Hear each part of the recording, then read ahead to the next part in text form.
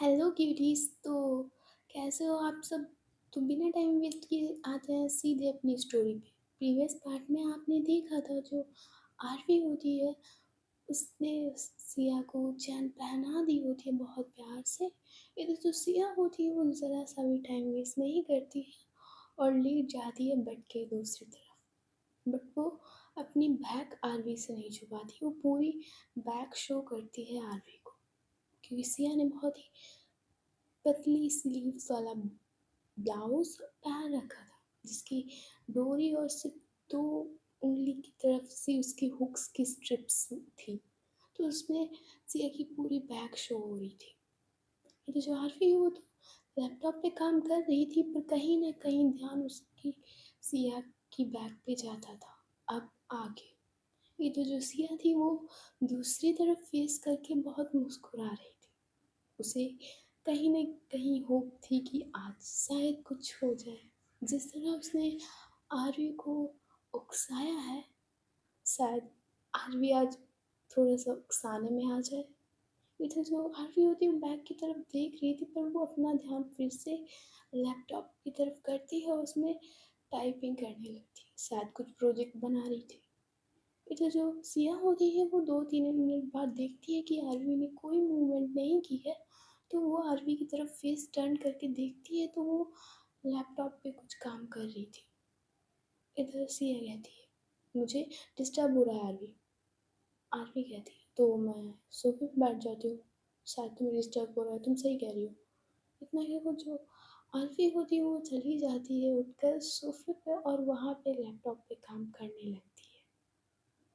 इधर सिया देखती है थोड़ा सा गुस्से में और बेड के हेडबोर्ड की तरफ बैठती है टेक लगाकर और कहती कि अभी भी मुझे डिस्टर्ब हो रहा है। मैंने कहा ना मुझे डिस्टर्ब हो रहा है। आरवी कहती है तो मैं बताओ तो स्टडी रूम में चली जाती हूँ, वहाँ काम कर लूँ जाके। हाँ तुम सो जाओ कि कल करवा चौथ है तो तुम थोड़ा थक जाओगी, तो मैं स्टडी रूम में काम कर लेती हूँ जाकर। सिया कहती है नहीं, मैंने कहा कि मुझे डिस्टर्ब हो रहा है, काम बंद करो अपना और साइड में रखो लैपटॉप। आरवी कहती है नहीं रख सकती, ऑफिस का बहुत सारा काम है और तुम्हारी तरफ ध्यान देने की वजह से मैं ऑफिस पे ध्यान नहीं दे पा रही हूँ सिया। सिया कहती है ओ मतलब ऑफिस ज़्यादा मुझसे इम्पोर्टेंट हो गया। आरवी कहती है नहीं इम्पोर्टेंट नहीं, बट थोड़ा सा तो काम है ना ऑफिस का, और वैसे भी मैं आज ऑफिस से जल्दी आ गई हूँ तो थोड़ा काम करना मेरा बनता है। सिया कहती है तो अच्छा तुम काम ही करो, करो तुम काम। इतना कहकर जो सिया होती है वो लेट जाती है बेड पे और अपने ऊपर पूरा का पूरा ब्लैंकेट होता है वो अपने सर से पैर तक कर लेती है, पूरा का पूरा। फिर जो आरफी होती है वो थोड़ा सा मुस्कुराती है और अपने लैपटॉप को वही सोफे की टेबल के सामने रख देती है और वो अपना फ़ोन उठाती है और सीधे बालकनी की तरफ चली जाती है। दरवाज़ा खोलती है और सीधे बालकनी में जाकर खड़ी हो जाती है। उधर वो कॉल करती है मलाइका अरोड़ा को, डॉक्टर मलाइका अरोड़ा। फिर जो मलाइका होती है वो फ़ोन उठाती है और तो आरवी कहती है वो मेरी परसों की अपॉइंटमेंट फ़िक्स कर लीजिएगा। मलाइका कहती है तो तुम भी क्या काशवी की तरह रेडी हो गई हो बेबी की प्लानिंग के लिए। आरवी कहती है काशवी ने बताया होगा शायद, मैंने शायद पहले मना किया था, पर मैं परसों की अपॉइंटमेंट फ़िक्स करवाना चाहती हूँ, मैं और मेरी वाइफ आ रहे हैं। मलाइका कहती ओके मैं अपॉइंटमेंट फ़िक्स कर देती हूँ, काशवी के साथ मॉर्निंग में आ रही हो क्या। आरवी कहती हाँ हम दोनों चारों लोग साथ में ही आएंगे, और डोनर का तुम देख लेना, मैं क्वालिटीज़ बता दूँगी। काशवी ने तुम्हें डोनर खुद देगी या क्वालिटीज़ बताई थी उसने।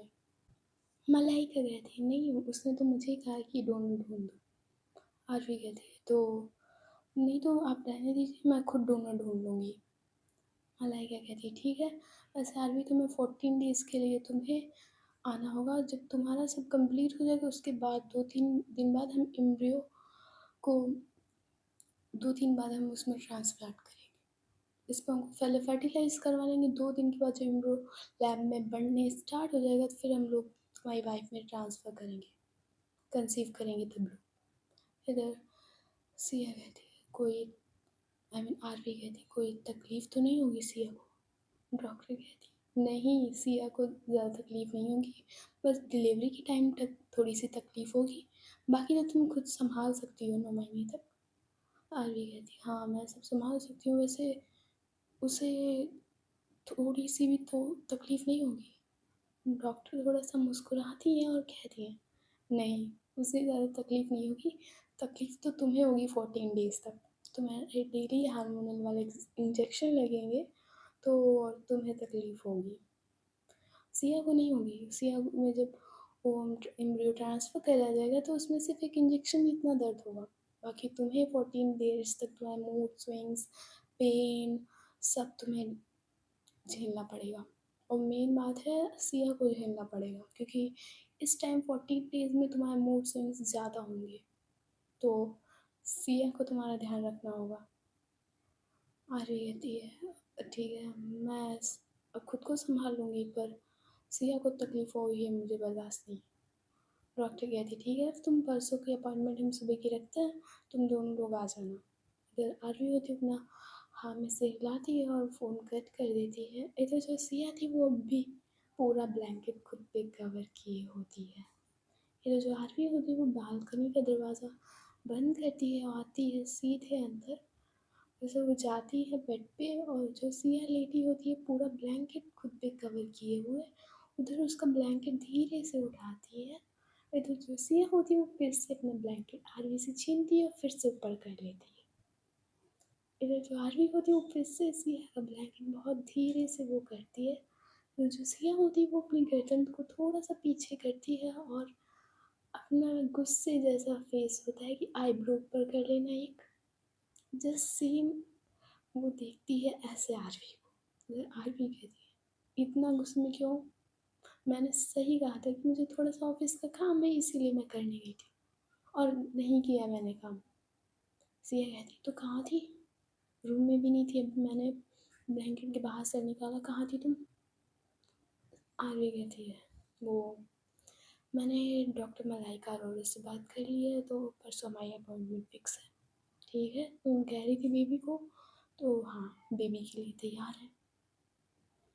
लेकिन जो सिया होती है वो थोड़ा सा मुस्कुराती है क्योंकि वो नहीं जानती थी कि आरवी इतनी जल्दी मान जाएगी और यहाँ तक उसने डॉक्टर से बात भी कर ली।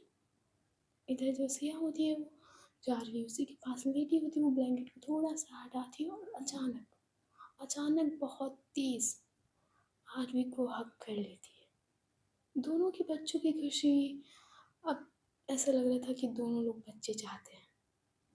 इधर जो आरवी होती है वो भी थोड़ा सा मुस्कुराती है और वो भी सिया को हग कर लेती है। इधर यहाँ तो सब कुछ सही था पर दूसरी तरफ एक रूम में बड़ी गुड़गुड़ाहट के साथ बड़ी मस्ती चल रही थी और वो कोई नहीं, वो कासवी और जोया थे जो बेड पे बैठ बैठ कर इतने अच्छे से मुस्कुरा रहे थे, दोनों लोग एक दूसरे को देख देख कर।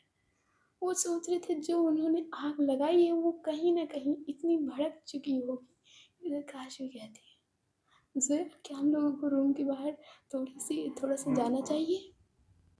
जोया कहती चलो यार चलते हैं देखते हैं जो आग आज लगाई है वो पूरी लगी भी है या नहीं, चलो चलो। इतना का जो जोया काशी होते हैं वो एक चुलबुले दोनों बच्चों की तरह एक छोटे बच्चे की तरह उठते हैं बेड पे से और भागते हुए जाते हैं दरवाजे की तरफ। इधर काशी दरवाज़ा खोल दिया और अब दोनों लोग ये बड़े धीरे धीरे चल रहे थे आरवी की तरफ। आरवी के कमरे की तरफ भी दोनों लोग बहुत धीरे धीरे जा रहे थे कि थोड़ी सी भी आवाज़ ना हो जाते हुए। इधर जो काशवी है वो बहुत धीरे धीरे कदम रखती है और आरवी के दरवाजे तक पहुंच ही जाती है और इधर वो अपने दरवाजे पे कान रखती है। इधर जोया कहती वैसे काशवी मैंने भी हाँ कही थी पर ये गलत बात है, किसी के रूम के बाहर ऐसे कान लगा के नहीं सुनते। काशवी कहती किसी के रूम में नहीं सुनी यार, जो मैंने आग लगाई है वो जली भी है या नहीं कि ऐसे भाप बन के उड़ गई, पता चलना चाहिए ना। जोया कहती होने दो, जो कुछ भी हो रहा है उनके प्राइवेट मूवमेंट को ऐसे नहीं सुनते। काशवी कहती है सुनते हैं यार, तुम चुप हो जाओ, थोड़ा-सा साइड हटो यार, ध्यान से सुनने दो। फिर जो काशवी वो बड़ा ध्यान से सुनने लगती है। इधर जो ज़ोया होती है उसके दिमाग में मस्ती आ जाती है। इधर जो ज़ोया होती है वो जो काशवी कान लगाए होती है, उधर वो अपने दोनों हाथ ले जाती है और काशवी को धक्का देती है उसी दरवाज़े की तरफ। इधर जो काशवी है उसका सिर और आधी से ज़्यादा बॉडी दरवाज़े पे अचानक से लगती है तो धड़ की आवाज़ आती है। अगर दरवाज़ा बंद ना होता अंदर से तो काशवी सीधे कमरे में जाती। बट दरवाज़ा बंद था इसीलिए सिर्फ़ एक दरवाज़े पे टकराने की आवाज़ आती है। इधर जो सिया आरवी एक दूसरे को हग करके लेटे थे वो अचानक से उठते हैं। इधर आरवी कहती कौन है? इधर जो काशी होती, इधर ज़ोया होती वो तो भाग गई थी काशी को धक्का देकर। इधर जो काशी होती है वो अचानक से उठती है और भागते हुए जाती है अपने कमरे की तरफ, पर ज़ोया ने दरवाज़ा कमरे का बंद कर लिया था। इधर जो आरवी होती है वो बेड से उठती है और बढ़ी थी दरवाजे की तरफ। इधर जो काशी वो अपने अपने रूम की तरफ नहीं घुस पा रही थी क्योंकि जोया ने दरवाज़ा बंद कर लिया था। इधर सिया भी काशवी के पीछे पीछे आई मीन आरवी के पीछे पीछे उठती है। जैसे यार आरवी ने दरवाज़ा खोला था वो उधर लेफ्ट राइट देखती है तो काशवी अपने दरवाजे को पकड़ कर खड़ी होती है। जोया ने अभी दरवाज़ा नहीं खोला था। ये जो आ रही होती है अपने कमरे से, इधर जो आरवी और सिया होता है वो दोनों लोग दरवाजे से देखते हैं काशवी की तरफ जो दरवाज़ा जस्ट खटखटाने ही वाली थी जोया का। इधर जोया तो कमरे में दरवाजे के पास खड़ी होकर बहुत मुस्कुरा रही थी। इधर जो आरवी और सिया होते हैं वो जाते हैं काशवी के पास। इधर आरवी कहती है ये क्या हरकत थी, मुझे पता है कि तुम नहीं की थी। काशवी कहती है ओह मैंने ये हरकत नहीं की थी। और कौन सी हरकत की बात कर रही हो तुम? मैं अभी जस्ट आई हूँ किचन से पानी पी कर, रूम में पानी नहीं था मेरे तो मैं अभी जस्ट पानी पी कर आई हूँ। अपना बस दरवाज़ा खोल ही जा रही थी, पता नहीं तुम लोग कहाँ से देख रही हो मुझे, पता नहीं क्या बातें कर रही हो। आरवी कहती ज़्यादा स्मार्ट बनने की कोशिश ना करो, तुम अभी मेरे रूम के बाहर ही थी। काशवी कहती नहीं मैं तुम्हारे रूम के बाहर क्या करूँगी यार, मेरी बीवी है मेरे कमरे में, मैं तुम लोगों पे नज़र क्यों रखूँगी। हाँ, जो सिया होती है वो जाती है काशवी के सामने तो वो थोड़ा सा आरवी को साइड करती है और अपनी आंखों से देखती है काशवी की आंखों में थोड़ा सा गुस्से में। इधर सिया कहती क्या कहा था तुमने? मैंने आरवी से कब कहा कि उसके अंदर स्टेमिना नहीं है, इम्यूनिटी नहीं है, कब कहा था मैंने? काशवी कहती तो मैंने कब कहा? कब कहा मैंने? किसने बताया आपको भाभी जी? मैंने कब कुछ नहीं कहा था। और ज़ोया यार दरवाज़ा खोलो ना, बताओ ना भाभी को, देखो मैंने कुछ नहीं कहा था। फिर जो ज़ोया थी वो तो अपने मुँह पे हाथ रखे हुए पूरी की पूरी बात सुन रही थी बट ना वो कुछ बोल रही थी अंदर से, ना ही दरवाज़ा खोल रही थी। इधर काशवी दरवाज़े पे हाथ मारते हुए कहती ज़ोया दरवाज़ा खोलो ना, देखो भाभी देखो गलत इल्ज़ाम लगा रही है मुझ पे। ज़ोया दरवाज़ा खोल। इधर जो ज़ोया थी वो अंदर मुस्कुराए जा रही थी। उसे ऐसे मज़े मिल रहे थे जो मिल ही नहीं रहे थे। इधर आरवी होती रहती तुम ही ने कहा था, तुम और ज़ोया दोनों लोगों ने कहा था कि सिया ऐसा कह रही मेरे अंदर स्टैमिना पावर इम्यूनिटी कुछ नहीं रही है। कह रही थी पता है सीरियस ने और क्या कहा था कि आरवी बूढ़ी हो गई है, ऐसा कहा था इसने। इधर जो सिया होती वो काशवी का धीरे से कॉलर पकड़ती, गुस्से में नहीं बस एक नॉटी वे में पकड़ती है थोड़ा सा, हो गया थी कि तुम्हारे अंदर ज़्यादा पावर है। काशवी होती वो अपना सिर नीचे कर लेती है भाभी मैंने ऐसा कुछ नहीं कहा था, ये आरवी अपना वो फ़ायदा निकलवा रही है। इस इसका सब होगा कि हम लोगों का नाम ले रही है। ज़ोया ऐसी कभी बातें वो भी आरवी से नहीं कर सकती और मैं तो बिल्कुल नहीं, मैं तो आपके बारे में ऐसा बोल भी नहीं सकती भाभी, गलत बात है। देखो आरवी अपने मतलब के लिए मेरे पे इल्ज़ाम लगा रही है। तो जो आरवी होती है वो देखती है कि अब कुछ नहीं हो सकता। इधर वो सिया का हाथ पकड़ती है, कहती कि चलें, तुम ना काशवी से कभी जीत ही नहीं सकती। चलो सिया आराम कर लो चलकर, वैसे भी कल सुबह से तुम्हें करवा चौथ रखना है और सुबह जल्दी उठना है, सरगी भी खानी है, तो कमरे में चलो। इधर जो सिया होती है वो देखती है, एक बार पलट की तरफ काशवी है और वो एक उँगली काशवी को दिखाते हुए कहती है, इधर जो काशवी वो अपना सीधे नीचे सर कर लेती है। इधर जो नारी और सिया थे वो अपने कमरे में चले जाते, इधर जो काशवी थी वो अब भी अपने रूम के बाहर ही खड़ी थी। इधर एक बार और दरवाज़ा पे हाथ मारती है आके, दरवाज़ा खोलो, जोया चली गई है भाभी, दरवाज़ा खोलो। जोया होती है, वो दरवाज़ा खोलती है और सीधे सीधे भाग जाती है बेड पे। इधर काशी होती है वो दरवाज़ा बंद करती है, बोलती क्या था ये, और तुमने तुमने दरवाज़ा क्यों नहीं खोला, और तुम तुमने मुझको धक्का क्यों दिया था। पता है कहती है, किसी के रूम के बाहर ऐसे कान लगा कर सुनना काशी गंदी बात होती है। अब हमारे कमरे में कोई कान लगा के बैठे बाहर तो अच्छा लगेगा क्या। वैसे और बात ठीक है, बट तुम्हारा ये कान लगाना मुझे ज़रा सा भी पसंद नहीं आया। काशी कहती तो तुम साफ मना भी कर सकती थी, खींच के भी ला सकती थी, पर धक्का देने का अभी आरवी ने रोक लिया तो भाभी मेरी जान ले ली थी। मुझे कहती जान नहीं लेती, मुझे इतना पता है। अब देखो काशी, अब ज़्यादा बातें मत करो, और मुझे नहीं लगता कि हम दोनों की आग लगाने से उनमें कुछ आग लगी होगी। पता नहीं आरवी बेबी के लिए तैयार भी हुई होगी कि नहीं। काशी कहती है हो जाएगी तैयार, नहीं होगा तो कल बात करते हैं ना। इतने में जो काशी होती है वो भी बेड पे आकर बैठ जाती है। इधर जोया कहती है काशी वो मैं सोच रही थी कि अगर हमारा बेबी बॉय हुआ तो। काशी कहती क्या, क्या कहा तुमने, बेबी बॉय। ये बॉय मुझे नहीं चाहिए, मुझे एक प्यारी सी लड़की चाहिए। ये लड़का वड़का तुम सोचना भी मत जोया। और देखो हम लोग कल नहीं परसों जाएंगे, हम लोग अपॉइंटमेंट फिक्स है डॉक्टर के पास, तो हम लोग जाएंगे।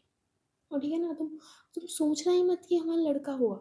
मैंने सुना है कि जैसे मम्मी सोचती है वैसे बच्चे होते हैं, तो तुम सोचना ही नहीं लड़के के बारे में। मुझे प्यारी सी एक परी चाहिए, जैसे वो परी थी मुझे वैसे चाहिए। वो शरारती मगरमच्छ बिट्टू नहीं चाहिए मुझे। तो जोया कहती है वो मगरमच्छ बिट्टू सही था यार, तुम हर बार अगर बाई चांस मेरा लड़का हुआ तो। काशी कहती तुम ऐसा सोचो ही मत। इतने में जो काशी होती है वो जोया की चीक्स को पकड़ती है और कहती तुम ऐसा सोचो ही मत। अच्छा अच्छा, और पॉजिटिव पॉजिटिव सोचो। ये लड़का मुझे नहीं चाहिए, हमारी और भाभी की लड़कियां ही होंगी, हमारी तुम्हारी तरह। ये लड़का का ख्याल ना अपनी लड़की के ख्याल में दिमाग से निकालो। मुझे ये लड़का नहीं चाहिए। लड़का हुआ तो सिर्फ तुम ही संभालना, मैं मेरे को उसे बीच में नहीं लाना।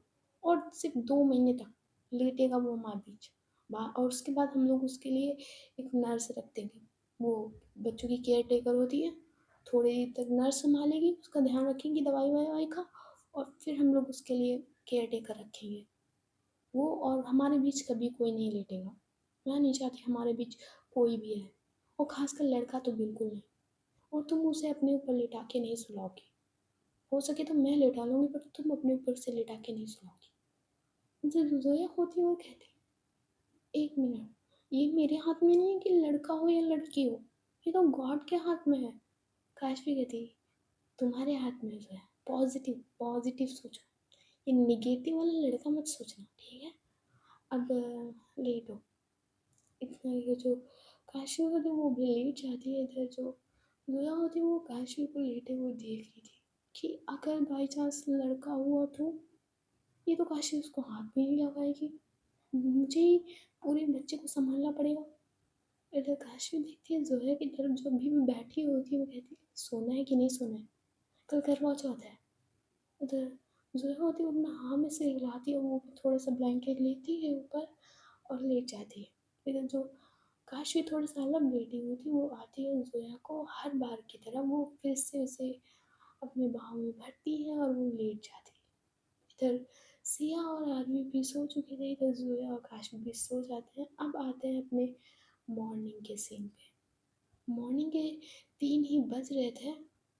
इधर जो दादी होती हैं, दोनों दादी आरवी और काशवी के दरवाजे पे जाती हैं और दरवाजे को खटखटाती हैं। इधर काशवी के कमरे में तो जोया उठती है, बट सिया के कमरे में आरवी उठती है। तो दोनों लोग दरवाज़ा खोलते हैं अपने-अपने रूम का, इधर दादी कहती है, 3 बज गए हैं, आधे घंटे में सब लोग नहाकर नीचे मिलो, सर्गी का टाइम हो गया है, सूरज उगने से पहले सर्गी खा लो। इधर जो आरवी और ज़ोया होते हैं अपने कमरे से हिलाते हैं दोनों दादियों की तरफ, इधर वो चले जाते हैं कमरे में। इधर जो दादी होती हैं, वो डाइनिंग टेबल पे सर्गियाँ तैयार कर रही थी। सर्गी की थाली, उसमें जूड़ा आई मीन जोड़ा जो पहनने वाली थी वो और खाना वगैरह सब, ड्राई फ्रूट्स, स्वीट्स और फ्रूट्स सब रखे हुए थे। सब पूरी इस तरह से थाली सजी हुई थी जैसे कोई राजा महाराजा के यहाँ सजी होती है, वैसे थालियाँ दोनों की दोनों सजी हुई डाइनिंग टेबल पे रखी थी। इधर दादी की भी एक थाली रखी होती है वहीं पास में। इधर जो आरवी होती है वो भी सिया को उठाती है कि फ्रेश हो जाकर, नीचे दादी ने बोला है जल्दी से नहा लो जाके और सर्गी खाने का टाइम हो गया, अगर सूरज निकल आया तो तुम सर्गी नहीं खा पाओगे। इधर जो सिया होती है वो भी जल्दी जल्दी से उठती है और इधर वो नहाने के लिए चली जाती है। इधर सेम काशवी और जोया भी करते हैं, ये दोनों चारों लोग भी नहाने चले जाते हैं। थोड़ी देर बाद जो सिया होती है वो भी नहा कर आती है नीचे, इधर जोया काशवी भी आ जाते हैं नीचे। इधर ये लोग डाइनिंग टेबल पर बैठते हैं। इधर जो हर्षी होती है वो देखती है टाइम कि 4 बजने वाला है। इधर दादी कहती है जल्दी खाओ बेटा, सूरज की किरणें भी निकलने ही वाली होंगी, जल्दी करो। इधर जो सिया होती है वो देखती है आरवी की तरफ और कहती कि तुमने क्या व्रत रखा है क्या? इधर आरवी होती है अपना नाम में से हिला देती कि नहीं, मैंने कोई व्रत नहीं रखा है, और तुम जल्दी खाओ ना यार सरगी, टाइम हो रहा है। इधर तो जोया है वो भी सेम क्वेश्चन आंखों से काशवी की तरफ करती है, बट जो काशवी होती है वो भी नाम में से हिला देती है। इधर ये लोग होते हैं वो अपनी सरगी खाना स्टार्ट करते हैं।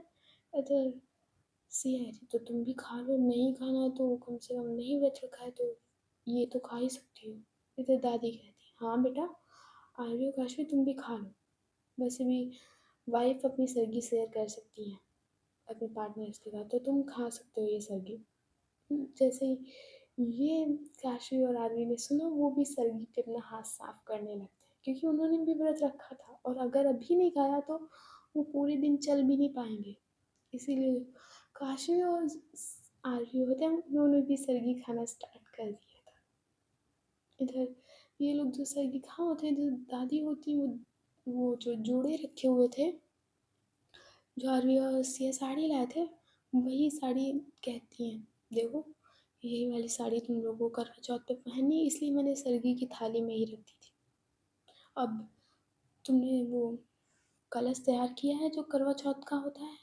इधर आरवी आई मीन जो जोया और सिया होते हैं वो नाम में से हिलाते हैं, इधर दादी कहती तो दे देना मुझे कलश, मैं तुम लोगों के लिए तैयार कर दूँगी। इधर जो जोया और सिया होते हैं वो अपना हाँ में सिर हिलाते हैं। इधर आरवी कहती है दादी तो इन लोगों ने सरगी खा ली है, अब हम काश फिर सोच रहे हैं कि थोड़ी देर बाद हम भी ऑफिस चले जाएं।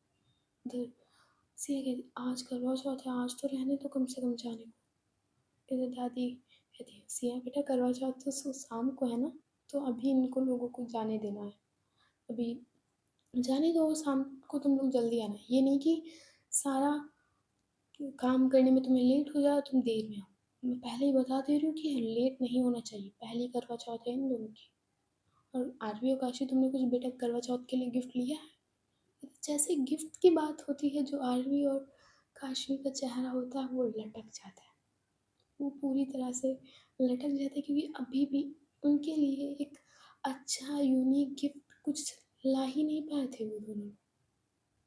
वो सोचते थे ज्वेलरी है, कपड़े हैं, और क्या दें इन्हें, कार भी है इनके पास, तो इन्हें क्या गिफ्ट में दिया जाए, कुछ ऐसा जो बिल्कुल अलग हो।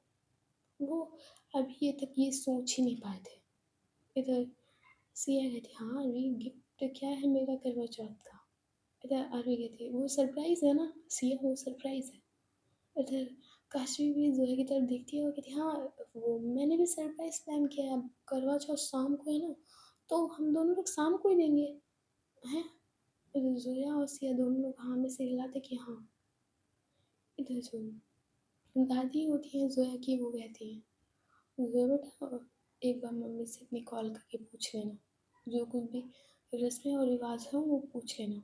इधर जो सोया होती हो कि दादी आप हो ना बताने के लिए, और मम्मी को भी डिस्टर्ब करो, आप बता देना। इधर जो काशी होते कहते जोया वो सर्वेंट से कहते ना कि शाम को खाना थोड़ा अच्छा और ज़्यादा बनाए, क्योंकि मैंने तुमको बताया था ना कि आकाश, विकास और ऋषभ आ रहे हैं।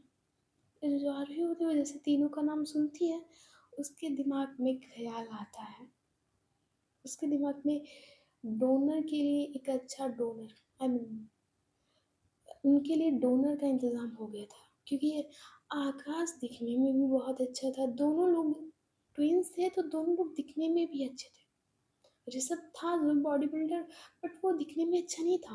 वो जो आकाश और विकास होते वो लाइक अ कोरियन बॉयज दिखने में बहुत अच्छे थे। उनकी बियर्ड भी अभी आई मीन बियर्ड भी आई मीन दाढ़ी भी नहीं आई थी, तो आर्मी को आकाश और विकास के बारे में थोड़ा सा लगता है। इधर जो आर्मी होती है वो देखती है काशवी की तरफ और कहती है काशवी मुझे तुमसे कुछ ज़रूरी बात करनी है। इधर काशवी कहती है क्या, कौन सी बात। इधर आर्मी कहती है चलो तो मुझे ज़रूरी बात करनी है। इधर जो आर्मी होती है वो काशवी को लेकर जाती है एक कॉर्नर में। इधर आर्मी कहती है वो तुमने डॉक्टर के लिए डॉक्टर मलाइका अरोड़ा से बात की थी। इधर काशी कहती हाँ मैंने बात की थी, मैंने उनको क्वालिटी सेंड कर दी थी, ऐसी ऐसी क्वालिटी मुझे चाहिए, तो उन्होंने शायद डोनर ढूंढना स्टार्ट भी कर दिया होगा। अरे कहती नहीं मैंने कल शाम को बात की थी, अभी तक उन्हें कोई डोनर नहीं मिला है, और वो मुझसे भी पूछ रही थी कि डोनर मैं खुद ढूंढूं या तुम ढूंढोगी, इसलिए मैंने कह दिया था कि ढूंढना तो आप ढूंढ देना वरना मैं खुद ढूंढूंगी। इधर काशी कहती तुम बच्चे के लिए तैयार हो। आरवी हाँ में से हिलाती है। अगर आरवी कहती है कि मुझे लगता है कि डोनर आकाश या विकास में से किसी को मैं चूज़ करूँ कि मेरे लिए स्पर्म डोनर आकाश या विकास में से कोई होंगे। काशी कहते ये ये पिद्दू पिद्दू से ये तुम्हें डोनर। आर्य कहते पिद्दू पिद्दू से क्या दिखने में भी अच्छे हैं, क्वालिटी से बोलने में भी अच्छे हैं, और और क्या चाहिए। काशी कहती है देखती हो कांपते हैं हमें देखकर, और मैं नहीं चाहती कि मेरे बच्चे इनके जैसे डरपोक और ये डेढ़ पसली हो। आरवी कहती है वो दिखने में भी अच्छे हैं, और क्या क्वालिटी चाहिए। और तुम बोल रही हो कि जो कुछ भी जेनेटिक होंगे वो हमारे होंगे, थोड़े बहुत उनके होंगे, वो माहौल तो हमारा होगा ना, तो बच्चे अपने जैसे ही हमारी हैबिट अच्छे से वो करेंगे। तुम नहीं समझो ये आकाशी, मैंने तो सिया के लिए डिसाइड कर लिया आकाश और विकास में से कोई एक होगा। काशी कहती है मैं आकाश और विकास में से लफंडरों और बंदरों में से नहीं स्पर्म लूंगी अपने बच्चे का, नहीं नहीं, इनको डोनर मुझे नहीं लेना। मैं डोनर लूंगी तो ऋषभ ठीक है, ऋषभ बॉडी बिल्डर है और दिखने में भी अच्छा है और लगता भी है इंडिया जैसा। वो दोनों लोग तो कोरियन जैसे लगते, नहीं वो नहीं चाहिए मुझे। इधर आलिया कहती है चलो कोई नहीं, तुम्हें ऋषभ चाहिए तो तुम ऋषभ से मैं आज जब शाम को आएंगे मैं उनसे बात कर लूँगी। इधर काशवी कहती है हाँ जैसा तुम्हें ठीक लगे। और इतने दोनों लोग जाते हैं डाइनिंग टेबल पे बैठ जाते हैं जाके जहाँ पे सोया और सिया बैठे होते हैं। तो सिया कहती क्या बात करनी थी तुम दोनों को। आरवी कहती कुछ नहीं, अम, सिया तुम सर्गी खा चुकी हो, अब टाइम भी हो गया तो अब खाना बंद कर दो। इधर जो सिया और जोया होते हैं वो खाना बंद कर देते हैं। इधर आरवी कहती है तो हम लोग अभी ऑफिस जा रहे हैं, हम लोग थोड़ी देर में नहीं जाएंगे, हम दोनों लोग अभी ऑफिस जा रहे हैं और शाम को जल्दी आ जाएंगे। इधर काशवी भी देखती है जोया की तरफ और कहती है हाँ शाम को जल्दी आ जाएंगे बट अभी हमें जाना होगा। इधर सिया और जोया कहती अभी अभी अभी 4:30 हुए हैं और तुम अभी जा रही हो ऑफिस। आर्य कहती अब शाम को मैंने जो काम नहीं किया था वो ऑफिस में जाकर कर लूँगी, यहाँ तो मैं काम कर नहीं पाऊँगी इसलिए ऑफिस में कर लूँगी जाकर, और शाम को जल्दी आ जाएंगे दोनों लोग ठीक है। इतना का जो जोया और आई मीन जो काशी और आरवी होते हैं वो चले जाते हैं अपने कमरे की तरफ, और वो अपना अपना बैग उठा के सीधे सीधे ऑफिस के लिए निकल जाते हैं। उधर जो काश जो ज़ोया और सिया होता है वो अपनी वहाँ पे से उठते हैं, इधर जो दादी होती हैं वो कहती हैं, तुम लोगों की पहली करवा चौथ है तो तुम्हें करवा चौथ टेरेस पे दोनों लोगों को खुद ही बनानी होगी। इधर सिया कहती, दादी हमें बनानी नहीं आती, हमने देखी तो बहुत बार है पर हमें नहीं बनानी आती। दादी कहती, पहली करवा चौथ है बेटा, तो आप रुको, सुहासिनी ज़रा इन दोनों को तुम करवा चौथ बनाना, तुम बनाना नहीं, इन दोनों को बनाने देना और तुम बता देना कि बनती कैसे है। इधर जो दादी होती हैं ज़ोया की वो खड़ी होती है, कहती पहले किचन में चलो मेरे साथ। इधर जो ज़ोया और सिया होते हैं वो वो जाते हैं किचन में दादी के साथ। इधर जो दादी होती है वो कुछ चावल निकालती है, उन्हें पानी में भिगोती हैं। इधर जो सारे सर्वेंट होते हैं वो भी देख रहे थे दादी की ये मूवमेंट कि दादी कर क्या रही।